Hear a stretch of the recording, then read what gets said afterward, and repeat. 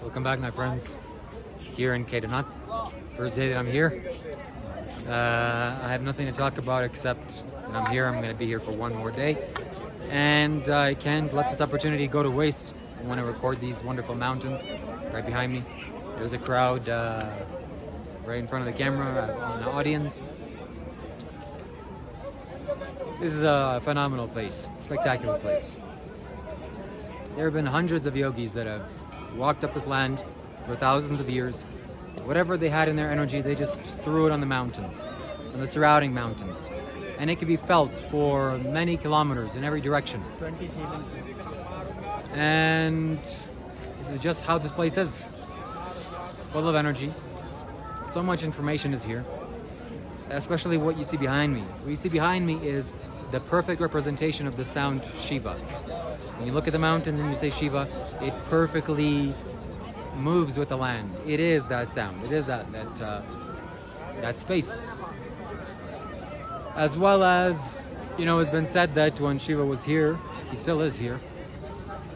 When he was walking around in physical form, he usually stayed in Kailash or Manasarovar, or just a little bit below that in the Lake of Grace with his wife Parvati. And the sages would come down and they would stay here in Kedar. So definitely this place has been touched by glorious beings, amazing beings. I want to briefly talk about the people that are here. People come here from all walks of life and they participate in viewing the temple, and also that you can't escape from being touched by this energy. And out of all the yogis here, there's one very powerful yogi. He's very famous. He sits right next to the rock that blocked the water from destroying the actual Kedar itself. And he wears lots of rudraksh, probably thousands, and a big crown of rudraksh on top of his head, on top of his crown. There are many yogis here, and they wear the uniform of yogis, and no doubt they realized they're done, finished with the spiritual life. Many of them are joyful. You look into their eyes and they're so happy, just as the yogi should be. And they can bless you, and they can perform some miracles for you, or they can maybe teach you something. Like, for example, you ask them what is enlightenment, or you have some problems in your life, they can kind of resolve that for you. But I wouldn't call that powerful. I'm not impressed by those types of beings. No doubt, it takes a lot. It takes a lot of mastery to just get to the state where you have absolute clarity of vision and an absolute sense of perception into the world around you, to the point where your mind doesn't bother you anymore. And pretty much every yogi that I see here sitting in front of this temple has done that. So they're just here, yogis chatting with each other. It's quite phenomenal, fantastic. So here I'm going to show you some.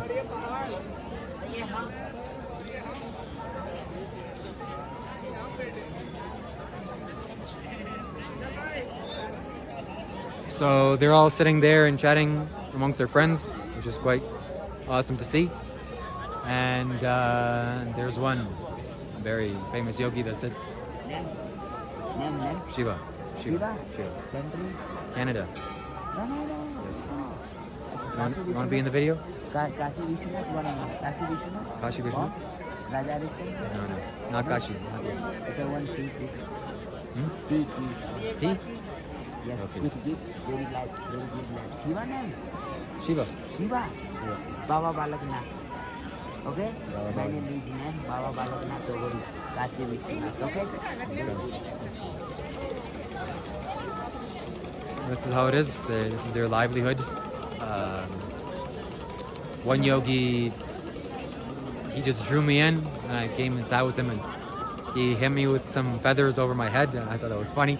He was very nice and joyful. And I'm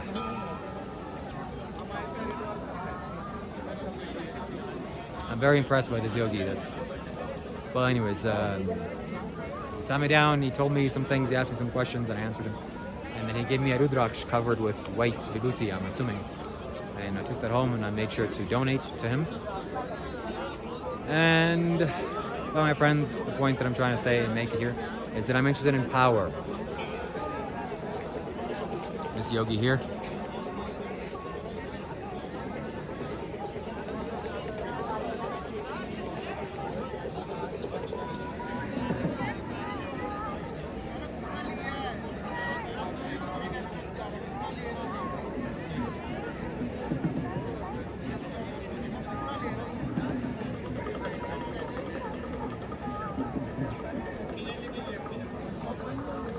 He just sits, doesn't care about you, doesn't care about anyone. He just sits, people come to him and they worship him and they give him donations. And when I first saw him on YouTube, I was so impressed because just his presence. That's how I want to be, that's how I want to get to. This man is wearing thousands of Rudraksh. Now I see. And I'll show you. He turned around.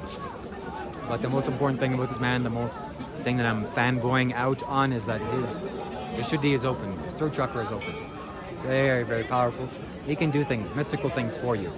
And that's ultimately what I'm interested in. I'm not interested in feeling happy or feeling blissful. Those are great things and they will come. And they have come. And they are coming. But I want mysticism. I want the deepest realities of this life. I want to know everything. How this whole thing came to be. And it's knowable. Don't say it's not. I know men have realized it. And definitely this man knows a lot. And I'm sure I want to sit beside him and ask him some questions. Get a translation going. Get a person to translate. And we'll see what he says. Who he is, how long he's been here, what his name is, if he has a name. Or if he even remembers. So yeah, that's it, my friends. Just wanted to show you these beautiful, glorious mountains. And that's what I'll end it with. Shiva Shambho. Sir, एक selfie.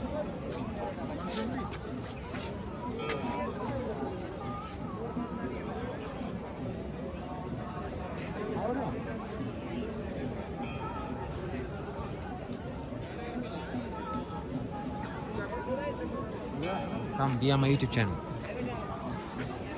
Say hi, YouTube. Click कर दे. नहीं haute No. आना है इनके fans करना है इनके साथ Hi, friend.